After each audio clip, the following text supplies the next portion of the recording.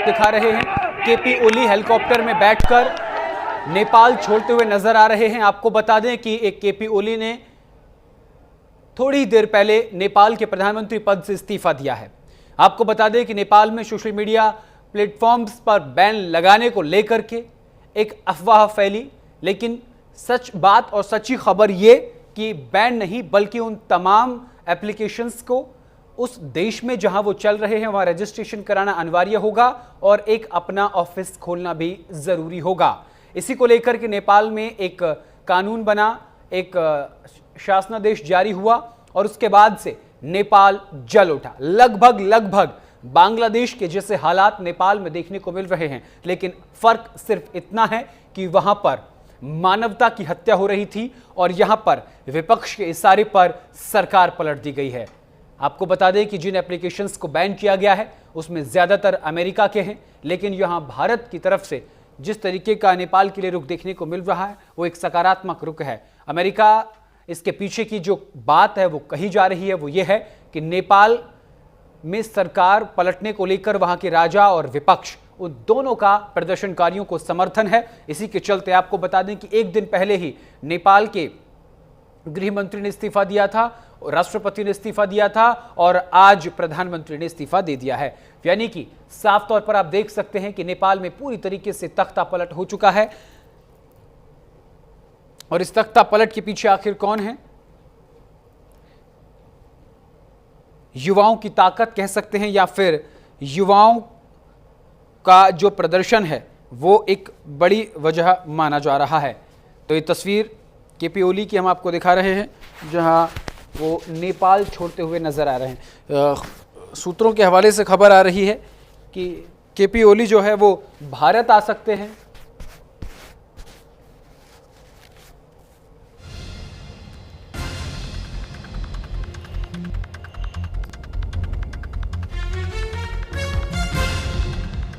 और इसी बीच एक और बड़ी खबर आपको बता दें, कोऑपरेटिव घोटाले में जेल में बंद लामी छाने बाहर आ गए हैं। लामी छाने आपको बता दें कि नेपाल के पूर्व उप प्रधानमंत्री हैं रवि लामी छाने। रवि लामी छाने पहले कोऑपरेटिव घोटाले में जेल में बंद थे। प्रदर्शनकारी उनको छुड़ाने की मांग कर रहे थे। प्रदर्शनकारियों ने रवि लामी छाने को जेल से रिहा कर लिया है। नेपाल के पूर्व उप प्रधानमंत्री हैं रवि लामी छाने। तो आपको बता दें कि नेपाल में लगभग तख्ता पलट जैसे आसार नजर आ रहे हैं। आपको बता दें कि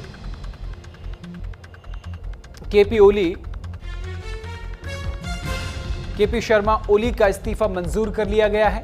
राष्ट्रपति ने इस्तीफा मंजूर कर लिया। ये कल रात की तस्वीरें हम आपको दिखा रहे हैं जहां नेपाल जलता हुआ नजर आ रहा है। लेकिन इसी बीच बड़ी खबर भी आपको बता दें, प्रदर्शनकारियों ने रवि लामी छाने को जेल से रिहा कर लिया है।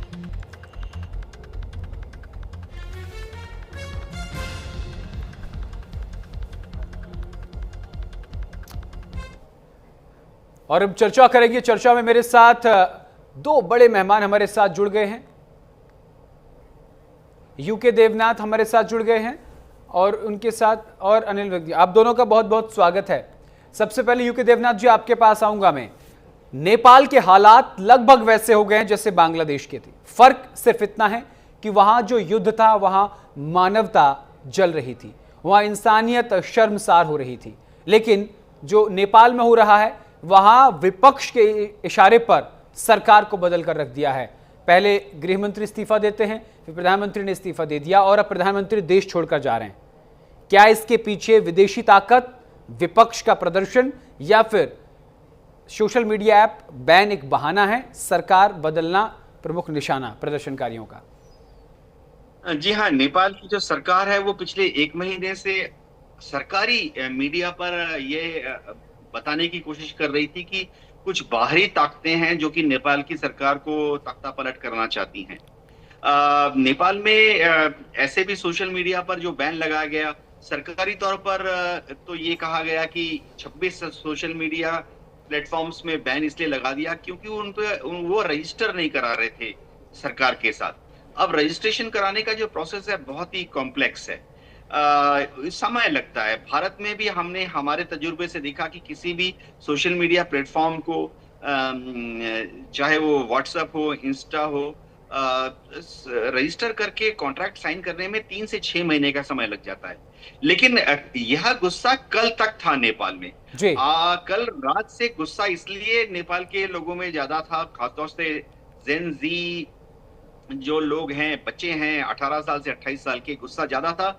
आज सुबह से वो गुस्सा फट पड़ा क्योंकि 20 से ज्यादा लोगों की मौत हो गई गोलीबारी में। लगने से मौत लेकिन हो गई। यूके देवनाथ जी, अब सवाल मैं माफी चाहता हूं, सवाल सीधा सा है, क्या जो बांग्लादेश में हो रहा था कमोवेश लगभग हालात नेपाल में वैसे ही हो गए, चाहे उनके विरोधियों का छूटना हो या फिर ये कह सकते हैं सरकार का तख्ता पलट हो? अमेरिका सपोर्ट देखिए, में आ गया है विपक्षियों के एक तरीके से, क्योंकि अमेरिका के एप्लीकेशंस को बैन किया जा रहा है। बांग्लादेश में भी ये शेख हसीना ने कहा था कि विदेशी ताकतें जो हैं वो टूल किट का इस्तेमाल करते हुए बांग्लादेश की शेख हसीना की सरकार को गिराने की कोशिश करेंगी। डीप स्टेट ऐसा थ्योरी। ही कुछ लांछन नेपाल की सरकार भी लगाने की कोशिश कर रही थी कि बाहरी ताकतें जो हैं वो एक टूल किट का इस्तेमाल करके नेपाल की सरकार को गिराने की कोशिश कर रही हैं। अब जी क्या बांग्लादेश और नेपाल की इन घटनाओं में कोई समानांतर है?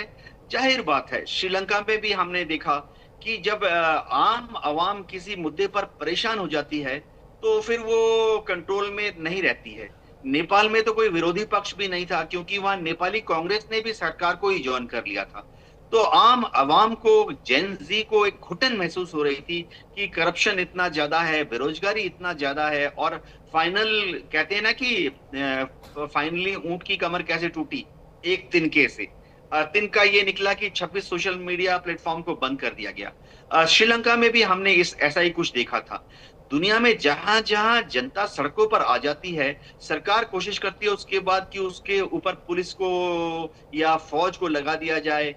पुलिस और फौज लाठी डंडे, आंसू गैस, वाटर कैनन का इस्तेमाल जब तक करती है ठीक है, लेकिन एक बार पुलिस या आर्मी अगर गोलियां चला देती है तो उसके बाद लोगों की मृत्यु हो जाती है, फिर वो मूवमेंट आउट ऑफ कंट्रोल हो जाता जी है। ये हमने यूरोप के भी काफी कम्युनिस्ट कंट्रीज में देखा है, जी दक्षिण लैटिन अमेरिकन कंट्रीज में भी देखा है। जी तो मेरे ख्याल से अगर ओली सरकार ने आज से 48 घंटे पहले यानी परसों ही इन 26 सोशल मीडिया प्लेटफॉर्म पे जो बैन लगाया था उसको उठा नहीं देती सर, मैं माफी के साथ आपको रोकूंगा। नहीं यहाँ एक होता। चीज है सर, बैन नहीं लगाया था, बैन नहीं लगाया उन्होंने। उनका ये कहना था कि जो जो सोशल मीडिया ऐप नेपाल में चलाना चाहते हैं वो अपना रजिस्ट्रेशन करा लें।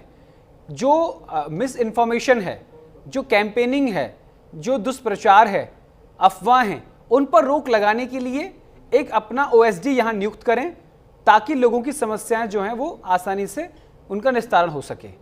कुछ एप्लीकेशंस जो वहाँ चल रहे हैं, लगभग वो चाइना के हैं लेकिन वो चल रहे हैं, लेकिन उन्होंने अपना रजिस्ट्रेशन नेपाल सरकार में करा लिया।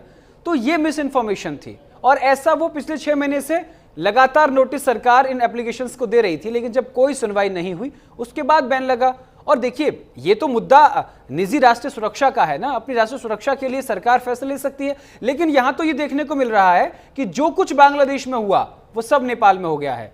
मैं आऊंगा आपके पास अनिल भट्ट सर, आपके कर्नल अनिल भट्ट हमारे साथ जुड़े हुए हैं, डिफेंस एक्सपर्ट हैं। सर, सेना का भी आत्मसमर्पण वहां देखने को, सेना ने भी समर्पण कर दिया, प्रधानमंत्री देश छोड़ रहे हैं, विरोधियों को रिहा किया जा रहा है। ये आप किस तरीके से देखते हैं नेपाल के हालात को? लेकिन वहां अवाम पर अत्याचार नहीं करे जो बांग्लादेश में हो रहा था। आपका मुझे बुलाने के लिए बहुत शुक्रिया। ये जो कुछ हुआ है अभी तक, इस पर जो एक सिग्नेचर जो बांग्लादेश में हुआ था उसमें उस तरह का है, बहुत कॉमन फैक्टर्स हैं इसमें जी। और बांग्लादेश में जो करने वाले थे जो हैं वो अमेरिका का है, यूएसए का डीप स्टेट माना जाता है। और इस डीप स्टेट में कई खिलाड़ी हैं और एक खिलाड़ी तो पाकिस्तान का आईएसआई है जी। पाकिस्तान का आईएसआई भी इन सब का जो असली एम है, जो सबसे बड़ा लक्ष्य है, वो है भारत। ये अभी भारत के खिलाफ भी इन्होंने एक साजिश चली थी डीप स्टेट ने, जहां के ऑपरेशन 37 उसका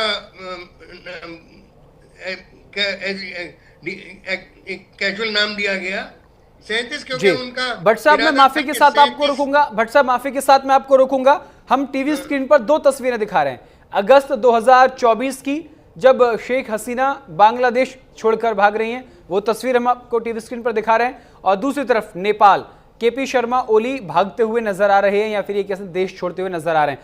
दोनों सुनने में आ रहा है कि केपी शर्मा ओली भी भारत आ सकते हैं और शेख हसीना भारत आई ही थी, तो यानी कि भारत शरणार्थी के तौर पर दोनों देश देख रहे हैं। वापस हम आएंगे और चर्चा करेंगे, हमारे साथ एक बड़ा गेस्ट पैनल जुड़ा हुआ है।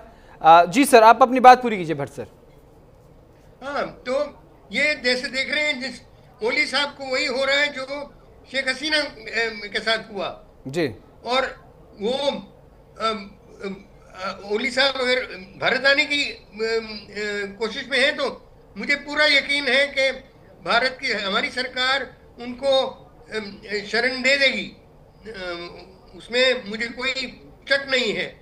और वो देना चाहिए, उसमें तो कोई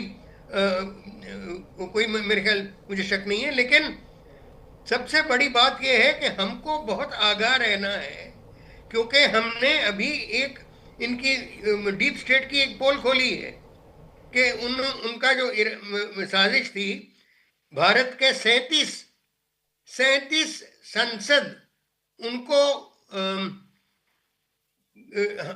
सिस्टम से, भारत के सिस्टम से निकाल देना, खिलाफ कर देना लक्ष्य, सबसे बड़ा लक्ष्य के प्रधानमंत्री नरेंद्र मोदी को हटाया जाए। बहुत कोशिश है और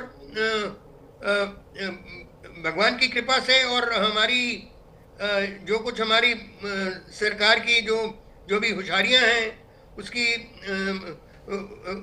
उसकी वजह से हम अभी तक तो ये जो उनका प्लान वो सफल नहीं हुआ। लेकिन हमें आगाह रहना चाहिए और अब हमें देखना है कि नेपाल में और क्या क्या होगा। बिल्कुल सर, एक सवाल और यहाँ उठ रहा है। बिल्कुल सर, जिस तरीके से आप कह रहे हैं, यह एक सवाल और है, अभिव्यक्ति की आजादी या फिर देश की सुरक्षा? ये जो नहीं देश की आजादी मतलब क्या, मुझे जरा प्रश्न आपका फिर अभिव्यक्ति की आजादी, अभिव्यक्ति की आजादी यानी अपनी बात को रखने की स्वतंत्रता, दूसरी तरफ देश की सुरक्षा, यानी कि एप्लीकेशंस को बैन करने की या फिर इन पर नियंत्रण रखने को लेकर के जो बात कही गई वो ये कि देश की सुरक्षा को मद्देनजर रखते हुए किया जा रहा है, लेकिन लोग इस अभिव्यक्ति की आजादी का हनन कह रहे हैं। देखिए, कोई भी देश में जब सोशल मीडिया का इस्तेमाल हो रहा है देश के खिलाफ, तो फिर देश के पास और कोई जरिया नहीं है कि उसको बैन करे। और उसके बाद अगर आप कहें कि ये मानव अधिकारों का उल्लंघन है, ये तो फिर ये मतलब एक पुराना इक्वेशन है जी। उसका अगर इस्तेमाल किया जा रहा है सरकार के खिलाफ जी, तो सरकार क्या करेगी? सरकार तो जरूर उसको बैन करेगी। बिल्कुल। इसी पे एक सवाल ले लेते हैं, हमारे साथ यूके देवनाथ जी जुड़े हुए हैं लगातार। यूके देवनाथ जी, सीधा सवाल है, अब मेरी आवाज सुन पा रहे हैं सर? जी हाँ, ऑफ कोर्स। देवनाथ जी, सीधा सवाल ये है कि जो कुछ बांग्लादेश और नेपाल में हुआ है, क्या इससे जो दक्षिण एशियाई देश हैं जैसे भारत, श्रीलंका, पाकिस्तान, इन तमाम चीजों का इन तीनों देशों पर क्या असर पड़ सकता है कोई? देखिए, नेपाल में जो हो रहा है इसका भारत पे तो कोई फर्क नहीं पड़ेगा, सिवाय इसके कि हमें अपने बॉर्डर को नेपाल के साथ थोड़ा ज्यादा चाक चौबंद रखना पड़ेगा। नेपाल की सरकार जो है भारत के सरकार के साथ गृह मंत्रालय जो आदान प्रदान करती थी इंटेलिजेंस का, वो अभी बंद हो गया है। लेकिन एसएसबी को अलर्ट कर दिया गया है बॉर्डर के साथ। जो सीमा है उत्तराखंड की, उत्तर प्रदेश की, बिहार की, पश्चिम बंगाल की, सिक्किम की, वहां पर विजिलेंस ज्यादा बढ़ा दी गई है। नेपाल में जो कुछ हो रहा है इसका क्या असर पाकिस्तान पर पड़ेगा या बांग्लादेश में पड़ेगा, ऐसा शायद ना हो, क्योंकि बांग्लादेश में भी एक अंतरिम सरकार चल रही है, काफी अस्थिरता है। उन्होंने कहा है कि अगले साल के फरवरी के महीने में इलेक्शन करा देंगे। जी तो नेपाल की जो घटनाएं हैं इससे भारत में क्या फर्क पड़ेगा? देखिए, भारत सरकार ने इन पूरी घटनाओं पर बहुत नजदीकी से निगाहें रखी हुई हैं। हमारी इंटेलिजेंस एजेंसीज काम कर रही हैं। सबसे बड़ी बात है कि फिलहाल भारत सरकार कोई भी हस्तक्षेप नहीं करना चाहती है। जी अगर केपी शर्मा ओली भारत में शरण लेना चाहते हैं तो थोड़ा सा सोच समझ के उनको भारत में हम शरण देंगे। हो सकता है कि वो भारत में ना आके चीन की तरफ भी चले जाएं, क्योंकि चीन उनका मित्र देश है। कम्युनिस्ट पार्टी ऑफ नेपाल जो है उसका झुकाव हमेशा चीन की तरफ ज्यादा रहा है। और अभी कुछ दिन पहले ही वो चाइना में जाकर प्राइम मिनिस्टर ओली जो हैं वो शी जिनपिंग के साथ हाथ मिला के लौटे थे। तो हो सकता है वो चीन की तरफ भी चले जाएं। जी अगर वो भारत में आते हैं तो भारत को ये समझना पड़ेगा कि एक डिप्लोमेटिक दुविधा भविष्य के लिए आ जाएगी। जी जैसे बांग्लादेश की केयरटेकर सरकार हम पर बार बार दबाव डालती है कि शेख हसीना को वापस बांग्लादेश में प्रत्यार्पण कर दिया जाए, इसी तरह से एक बार अगर ओली भारत में आ गए और भारत में शरण ले लेते हैं तो नेपाल में अब जो भी सरकार बनेगी, अंतरिम सरकार बनेगी, वो बार बार भारत के ऊपर दबाव डालेगी कि भारत सरकार के भी बिल्कुल भारत और नेपाल के रिश्तों में कहीं ना कहीं, लेकिन यूके देवनाथ जी, यहाँ एक चीज देखने को साफ तौर पर मिली कि नेपाल सरकार तकनीकी और लोकतंत्र दोनों में संतुलन बनाने में असफल रही और उसी का ये कारण है जो इतना उपद्रव देखने को मिल रहा है। आप हमारे साथ लगातार बने रहेंगे। यहाँ एक छोटे से ब्रेक के लिए रुकेंगे। ब्रेक के उस पार नेपाल में जो तख्ता पलट हो रहा है, जो कुछ हो रहा है, उस पर न्यूज़ इंडिया की नजर लगातार बनी हुई है। आपको पल पल की खबर से अपडेट कराते रहेंगे। यह रुकते छोटे से ब्रेक।